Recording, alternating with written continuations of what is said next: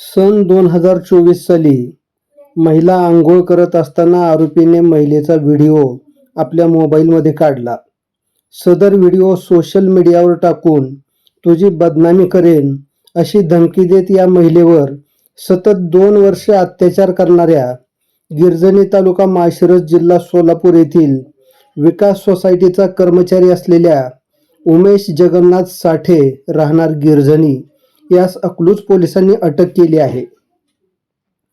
याबाबत पीडित महिला व तिच्या पतीने अकलूज पोलिसांमध्ये तक्रार नोंदवली आहे.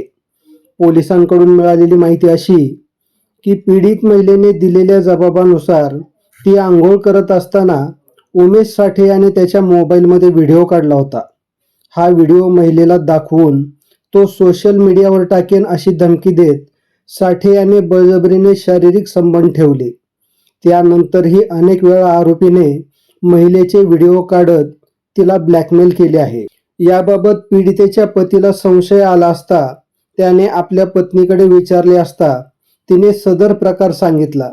त्यानंतर अकलूज पोलिसांकडे तक्रार दाखल करण्यात आली आहे. अकलूज पोलिसांनी उमेश साठे यास ताब्यात घेऊन त्याला कोर्टात हजर केले आहे. उमेश साठे याच्या मोबाईलमध्ये अनेक अश्लील व्हिडिओ आढळून आले आहेत. पुढील तपास पोनी सुधीर टिंगले हे करत आहेत. उमेश साठे हा गिरजणी ग्रामपंचायतीमध्ये क्लार्क या पदावर कायम कर्मचारी म्हणून काम करत आहे. त्याचवेळी तो गिरजणी विकास सोसायटीमध्येही शिपाई या पदावर काम करत आहे. एकच व्यक्ती 2 ठिकाणी कसा काम करतो?